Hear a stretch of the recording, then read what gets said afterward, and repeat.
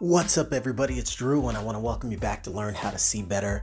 Today is the last day of March 2020, 3/31/2020. And wow, the first quarter of the year, right, is already just here, and it's ready to be April. And it was the first day of spring 10 days ago. The weather's beautiful in Arizona, and I was thinking, my goodness, tomorrow's the 1st of April. 1st of April is like, April's Fool's Day, right?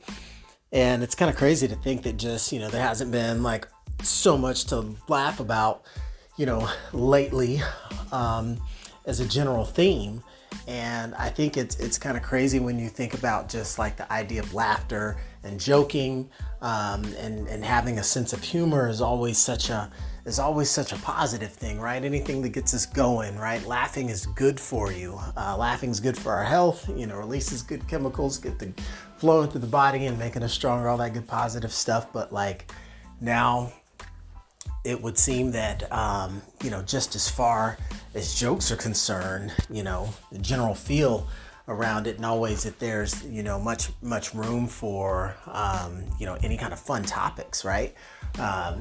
And so, you've heard the phrase when it goes to humor, and sometimes when humor can be either, misguided, it's certain things that you don't even dare even joke about, right? Like you've probably been in the airport before where there's that one guy who, wants to make the inappropriate smirk when there's signs everywhere that like, hey, this is no laughing matter. We're going through security, right? So, everyone kind of just falls in line and there's compliance, right? And, similarly, I think even current day, right?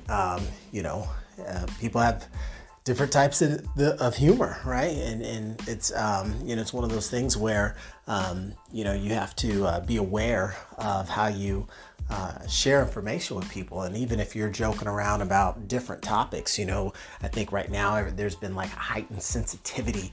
It almost feels as though when you converse with people and you communicate, because everyone's going through this process where we're actually transitioning how we communicate with each other on a day-to-day basis in most cases. So there's some real things going on there.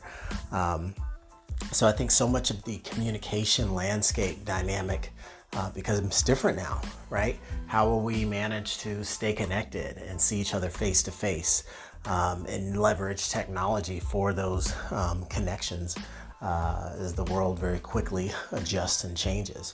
But who gets the last laugh? So the idea is kind of, being cautious how you joke around, and I think the way that we try to remain sensitive to everyone's needs, as there's just a diverse range of thoughts, feelings, and emotions about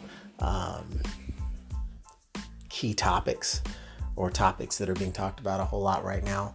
And it's just interesting because sometimes you think about how often in a tense situation you can think of, maybe in a movie, or I can even think of business settings where I've been in where, someone can typically use, a little bit of light humor to kind of lighten the mood, to break the ice, let everyone breathe a little bit and kind of get a little nervous chuckle out, right? To be able to just ease into that meeting. But it's funny sometimes being able to use humor as a way to mitigate stress or to bring relaxation or to get people to let their guard down is a little bit more of a landscape to navigate. It could be a minefield if you're not cautious about your words, right? If you're not cautious about your words and the way that you express unfiltered opinions. And I think that it actually takes me back to one of the most powerful books I've ever had the opportunity to read. And the name of the book is called Outwitting the Devil. And without getting into all the details of the book, definitely go get it. Napoleon Hill is the author, same author as Think and Grow Rich.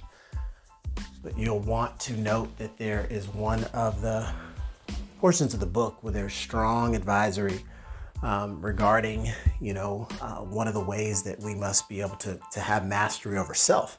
And it's rooted in the control of your mouthpiece, right? Things you think, things you don't think, things you might say without thinking, right? Just expressing your opinion. Even as everyone's got an opinion about everything, but these things tend to they adjust over time as new information and experiences shift everything, which is definitely a pretty intense topic overall when you look at a scenario where everyone's affected one way or another. So it's interesting. I'm just sharing the fact that humor is such an important piece of just that feel-good vibe that makes us all put a smile on our face and have something positive to look forward to.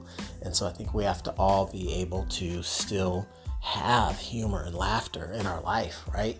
But I wouldn't be creative. I wouldn't be overly creative with any jokes I'm cracking for the first of April tomorrow. When you think of typical April Fool's jokes, and I don't know, maybe someone else has got some good ideas. Keep it fun, clean, and friendly. But yeah, it's just one of those things where when situations are more tense, humor has to be a little bit more calculated, right? How you get people to laugh, because you're typically using whatever the situation is that's creating the stress. You'll typically use that as the subject of your humor to kind of break the ice about the thing. That doesn't seem to be so freely doable at the moment as I've looked at, how can you maybe lighten the mood with people you communicate with or be able to crack jokes. I think humor is one thing, and obviously, if you're playing big time pranks on people or scaring them, that type of humor is probably very misplaced, when there is a lot of fear going around right now. But I would be interested from the audience to hear some of that feedback, right? How do you best use one of our best feel-good tools? I mean, just close your eyes and think about that concept. When you've seen your funniest comedian, your funniest TV show, and you just laugh so hard, you're literally hitting the furniture next to you. You're grabbing somebody and shaking them. Your tears are falling out of your eyes. You're laughing so hard. And how memorable some of those moments are where we just laugh so hard you thought you were just gonna pass out because you're just hysterically laughing. Childhood laughter, the giggles. And those are just some of those things that are almost like, man, we need more people laughing right now, more people just smiling, having a good time.